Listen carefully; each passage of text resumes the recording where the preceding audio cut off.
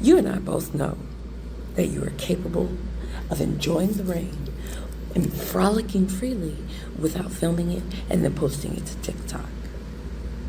Now, you've just co-signed, okay? You've just co-signed at least 3 million, 8.5 by 11 front and back people who just go out of their way to disrespect and dismiss the boundaries that Black creators have set.